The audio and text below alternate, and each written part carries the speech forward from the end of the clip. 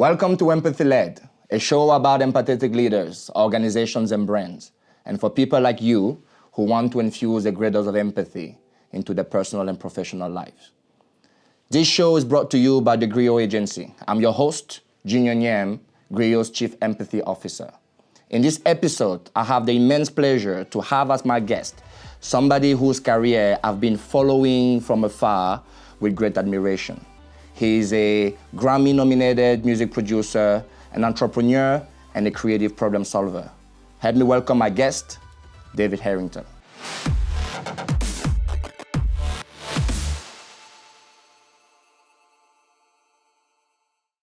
How you doing, brother? I'm doing good. How are you? I'm well. Yeah. Good. So for the people out there who don't know you, what's your story? Take us back where it all started. Gotcha. So it was a hospital where my mom gave birth a number of years ago. But if I give you the abbreviated version, originally from Norfolk, Virginia, born and raised. I've been in Charlotte, North Carolina since 2001, came here for school, studied multimedia web design at the Art Institute, producer, recording artist, creative entrepreneur, community leader, I consider myself. But there's a lot that goes into it. I'm sure we'll dive into a little bit of that here and there in the conversation. Take us back to Norfolk, Virginia. I want to understand, how do you remember your childhood? Sure.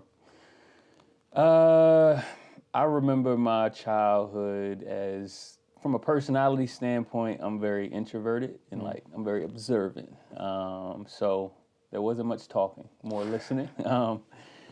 I was raised in a household, both my mom and pops, older sister, older brother, younger brother. I'm the knee baby, as they call it, of four. Sports family, everybody played basketball. Enjoyed that.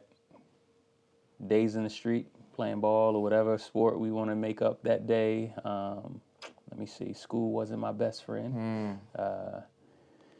And yeah, that's a whole nother story. I barely made it out of high school, and the way I sum it up now is I don't think any of the educators were able to connect things I was passionate about to why I was in a school full time. You know what I mean? It's not that I didn't like learning, but no one was able to connect those worlds for me to kind of motivate me to be there and to engage. But neighborhood, Huntersville, that's where I'm from. Low income, black neighborhood, legit. It's not just saying it. It's a black neighborhood. Yeah. The only consistent, I guess, white guy I remember was the Pee Wee football coach that was in the neighborhood all the time. But other than that, it's a black neighborhood, loved it. Yeah, enjoyed my childhood. Yeah. So what was it about David's little world that educators failed to connect with? What was that world? Give us an insight. So I've always been into art. I've always sketched, pastels. It's been something I've been into and I've done. Let me see, it was never a dream, or I never had a vision to, I want to be an artist. No. Even with basketball that I love to do, again, for the pure joy of it, I never envisioned or dreamed of going to the NBA, you know what I mean? Yeah. And even if I use those examples, is like the idea of a child even knowing to dream or to have a vision for those things. No, I just enjoy it. Where it's leading me, I don't know. Yeah. I'm just playing, you know what I mean? So from an educator perspective, something I believe is the role or the opportunity that an educator has is to connect those innate passions and strengths to, oh, you could do this when you grow up, you know what I mean? Which I believe could lead to just a child being passionate about learning, you know what I mean? And understanding how these things connect to this bigger dream. So for me, and definitely in retrospect, I know all this, but in retrospect, it's like, man, I wish someone could break through. And I wouldn't deny that someone probably tried. And there were those who tried, but obviously it didn't happen. Yeah. Can you pinpoint a moment when things finally connected, when it clicked for you? Sure. honestly, me coming to Charlotte was a moment of connection. So in Norfolk, we had a technical school called VOTEC, where in high school, your 11th and 12th grade year, half of the day, you go to your regular high school, and the other half, you would go to this technical institute. And I started late. I started going in my 12th grade year, and I studied architecture and drafting. So half of the day, I studied that. And each program is supposed to be for 2 years. After I finished that and graduated from high school, they allowed me to come my year after high school, where I finished out architecture and drafting, as well as I took up advertising and design. So while finishing up my second year, the Art Institute came and gave a presentation about web design and these courses that they offered, XYZ, and you just have to understand how disconnected in some ways it was, but it at least was some type of a spark. Exactly. Because again, my context growing up, we did our school papers on a typewriter. You know what I mean? We didn't have a computer, laptop, or the internet. And again, this is year 2000, so I mean, the internet was a thing, but it definitely wasn't what it is today. For me in that class, when they were giving a presentation, I was able to connect the dots of, okay, the internet brings together visual art, you know what I mean? It also brings together sound, because that was something I just got into music at that time. And it's this budding field where, man, there's a lot of money there. So in my mind, I was thankfully able to put together, okay, I'm falling in love with music. I'm not making no money off of it. But web design could allow me to get a sustainable job to make a decent amount of change to be able to fund my love of music. So that little moment for me is what brought me here, and legit, it has done that and more. From a finance, my love for music, to where I ended up making money from music, amongst other things, as well as just being able to honestly, how would I say, begin my journey of becoming a responsible citizen and sustaining my life, as well as my family's life right now. So yeah, man, that was I would say that was the beginning spark for me when it comes to education and passion. Okay, so you moved to Charlotte, and then things start clicking. Can you recall some of the milestones on that like timeline, like moments that were noticeable enough and important enough for you to recall and feel like you finally had that forward momentum and you were building, a life like one you imagined? Sure. So I'll rewind a little bit, because this is a big part of my story and even what I do today. And I give this illustration that very much at the core of it is just a widening of perspective and what is possible. The reason I'm very specific with people when I tell them where I'm from, a black neighborhood, low-income neighborhood, is because where my life here in Charlotte was a 180 flip from that. So I moved to the south side of Charlotte, in the middle and the core of what we call the wedge, you know what I mean, where all the money is, all the, how would I say, wider community within Charlotte exists within that wedge. And with me moving there and living with my uncle at the time, it was a total flip racially, culturally, socioeconomically, just a lot of difference. And I went from playing the "that's my car" game in the streets of Huntersville, where you're pointing at this nice car that's going by, and in your mind, that's as close as I'm ever going to get to that, you know what I mean, mentally, to living in Charlotte, working one of my many jobs with my uncle, who owns a mobile detailing business, and I'm sitting in that same car, wiping the dash down. So mentally, it was a shift of, oh man, this is a lot closer than I thought it was. And it simply was how would I say, having the ability to shift my environment, which opened me up to the possibilities that exist back home. But typically, because of the way we exist within our silos, we don't experience those things in the same way. You know what I mean? So And again, the car wasn't mine. It was just the reality of, man, I'm now sitting in it. You know what I mean? Absolutely. There's like, oh man, maybe it's not too far as I thought it was. We have this thing at GRIO that we talk about with clients all the time, and it's this idea that, you know, our role in some fundamental way as marketers is to help customers close the empathy gap that exists between their present and future selves. And in many ways, that's what being in that car did for you, is that it helped you close the empathy gap a lot more than when you were just like seeing it and being inside of it. The empathy gap just got smaller and smaller. And there's power in being able to see yourself and feel it and believe it in the future, because then it drives everything that you do. So this story is such a good point for us to probe a little bit more. I want to hear a little bit about the lessons then you learned from that transitional phase. Yeah, you move into a new environment. What were some of the lessons that you picked up, and maybe challenges that in retrospect ended up being great lessons that now serve you well, I'm sure? Sure. So I'll start with more of the challenges. I remember when, actually this was before I moved here, maybe the summer before, and I came here with my mom and my younger brother. And I'll sum it up this way. It was a challenge of realizing the way I've been conditioned to exist within my silo back home may offend those in another silo. Unintentional. Of course. You know what I mean? You talk about implicit bias. It courses through us. The ability to check those things is where the strength may lie. So for me, it was a lot of that, and realizing that, and it's another thing about me, I'm very much myself.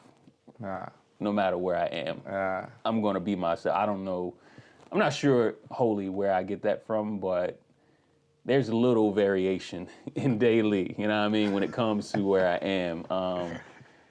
And when I came here to Charlotte, and again, this is a lot of stuff retrospect when you talk to people, like having a conversation with my aunt, and again, this is how she used the term. It was like, you know, yeah, David, when you first came here,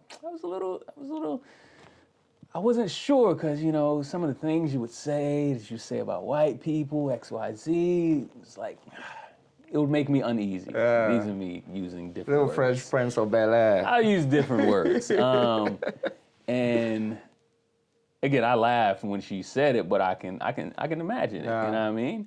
Because again, is the dynamic of I've never interfaced, I've never been in a certain space, and also because if I put it this way, I love who I am and where I'm from, to where I don't even know, and I don't want to use the word censor, I don't even know how to navigate these different spaces in a way that would be open and not cause people to shut themselves off from me. You know what I mean?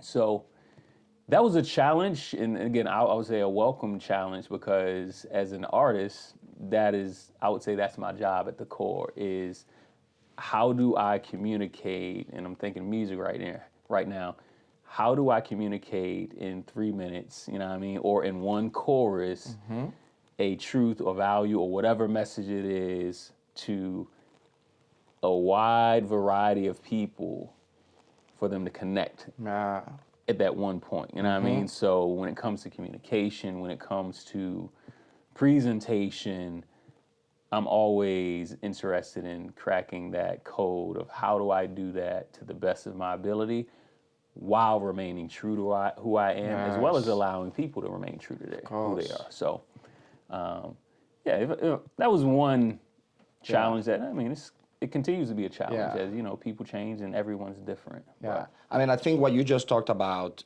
with music, in your example, you know, figuring out, cracking the code on how to bring forward and communicate and express ideas that come from a different point of view, yet are able to connect with a wide range of audience, I think is fundamentally what I think we're trying to do at GRIO is like, whenever we talk about empathy, we really think about it in very, very practical ways that like, if you are a company that sells a product and a service, like you have to figure out a way to connect with customers. You have to figure out, if you have employees, a way to connect with said employees, what makes them tick, what motivates them, so that they can contribute their talents and then give to advance a cause that they too can see themselves in.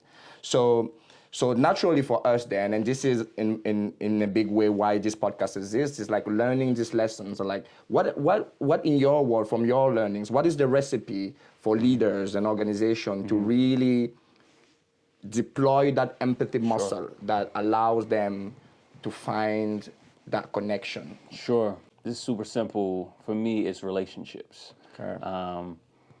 Whether it's, again, with Hue House, creative agency side, or with Bridge Builder Consulting, it all centers around relationships.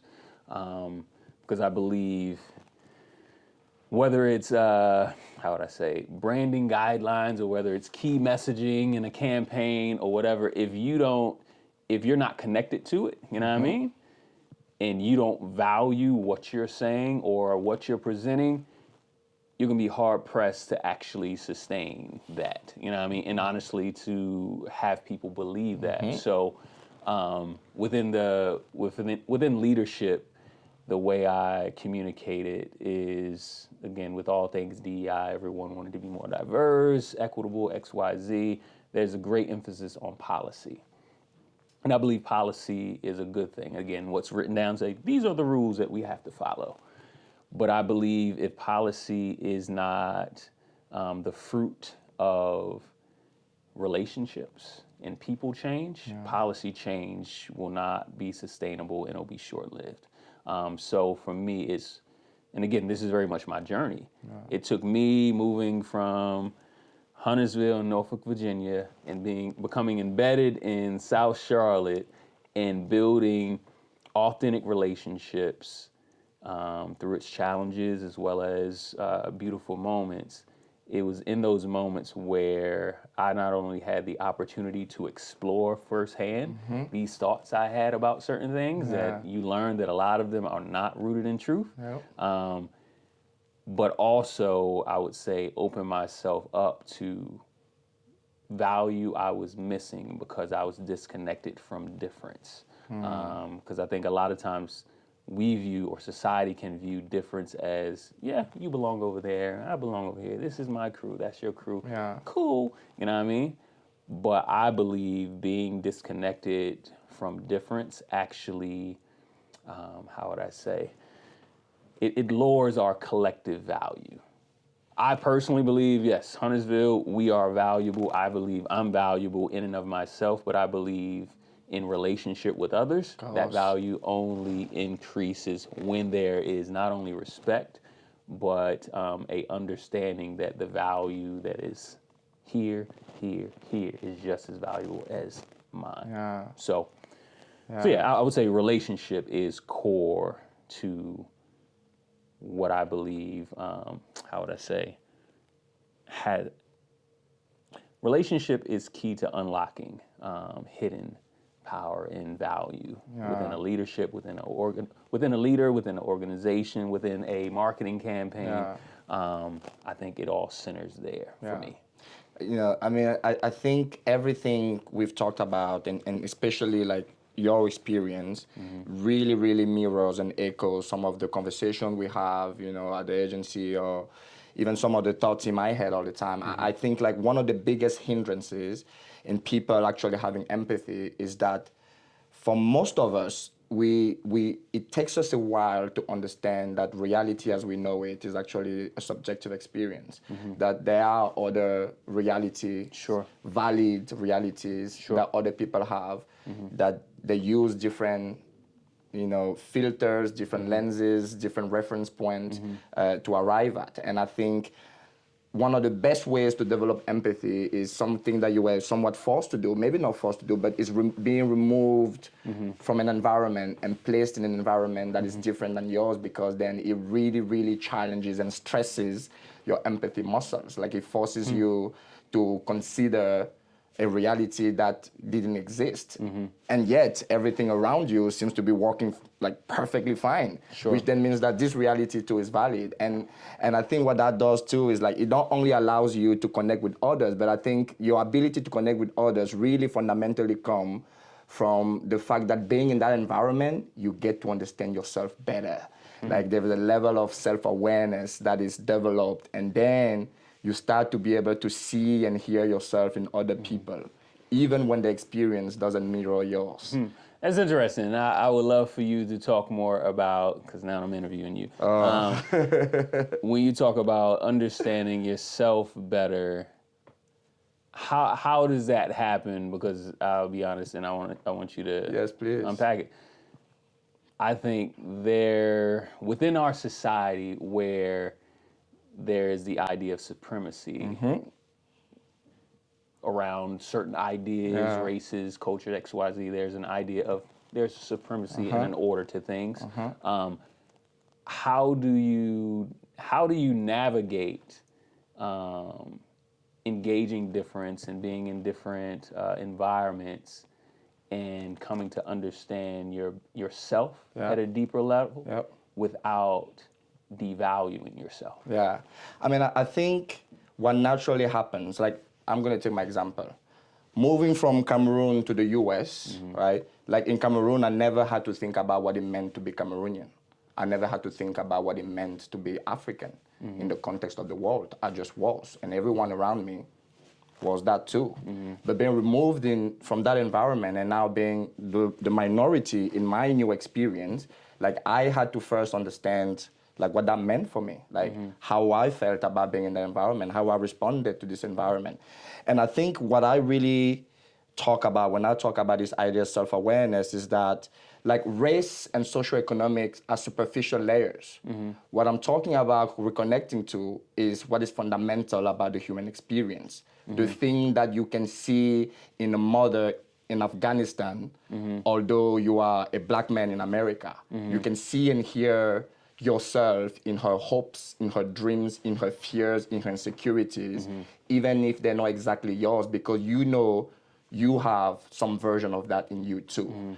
And I think that's what happens is like once you are removed from the superficial markers that you usually use to identify yourself, because you no longer can, like you find different ways to relate with other people, which then connects you to what is something that's more fundamental to being human. And I think when you look at it from that dimension, a lot more brings us together than separates us. But we've added layers on top of it.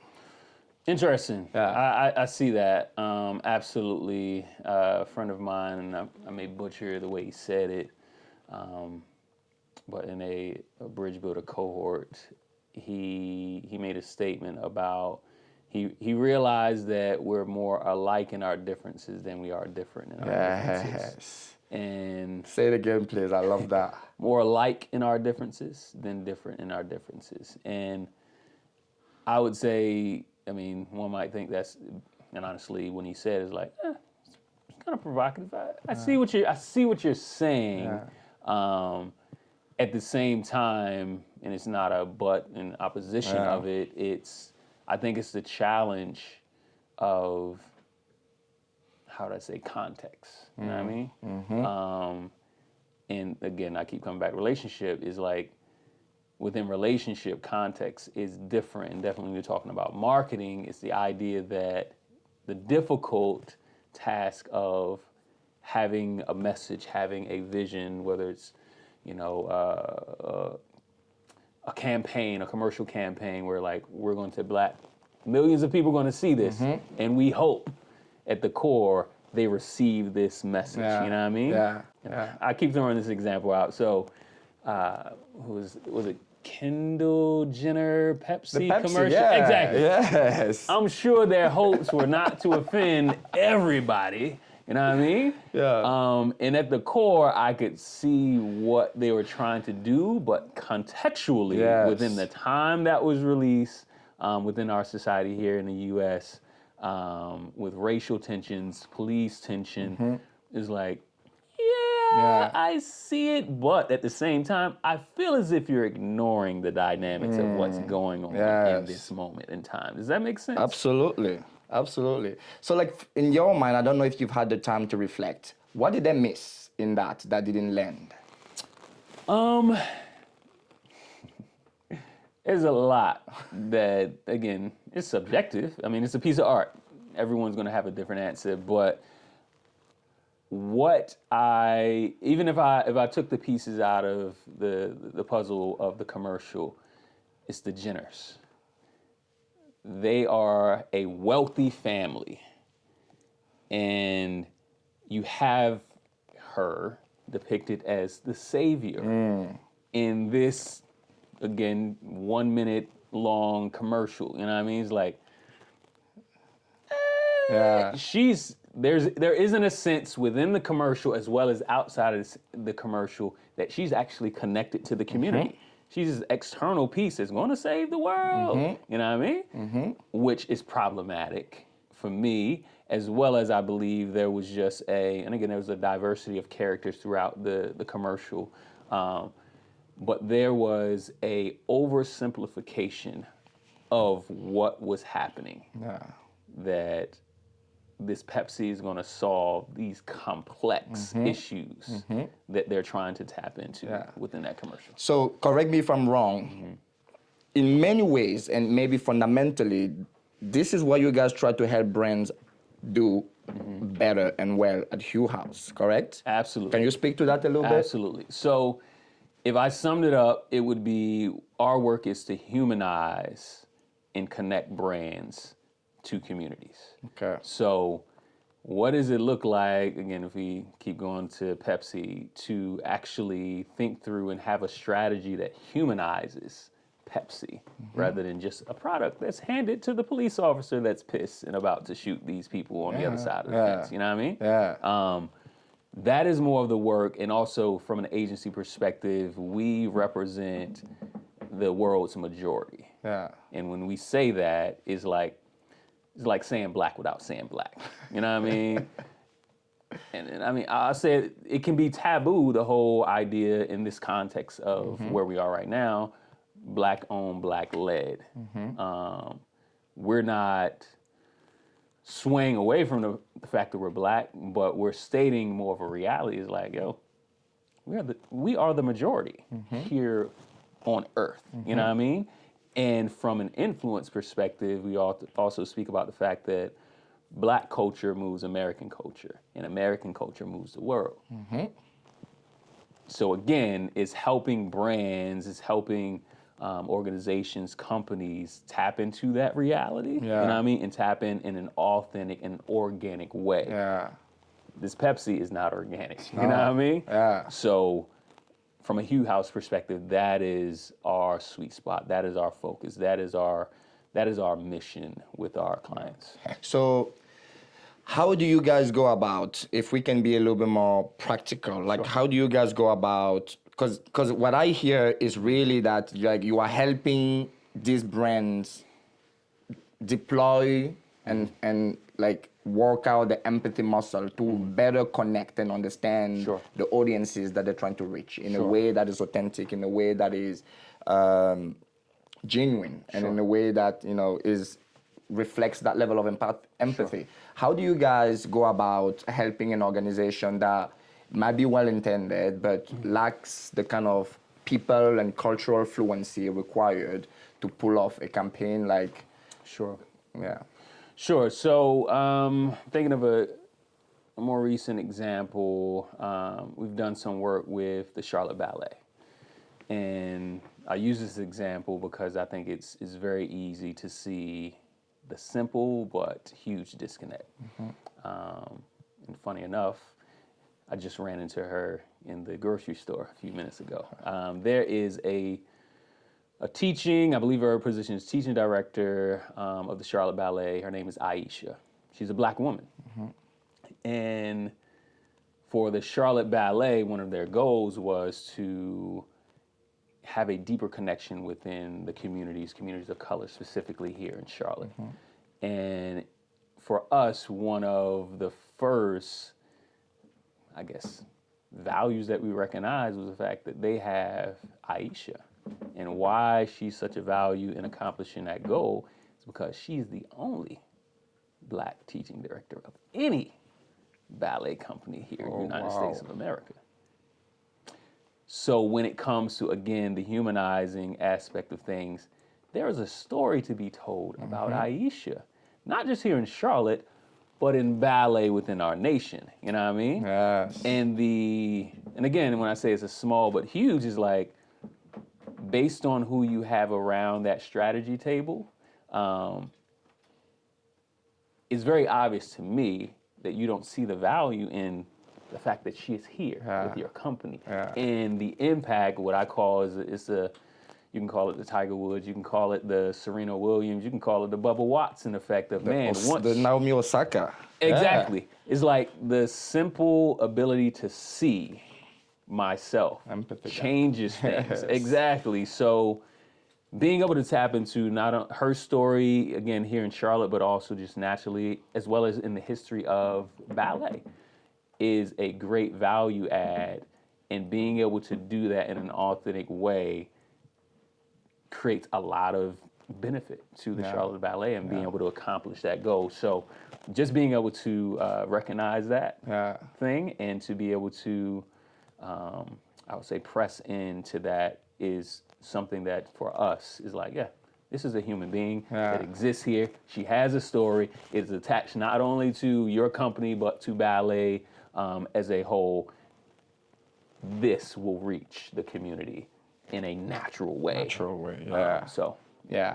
We have this this analogy that we use all the time in terms to define authentic brands.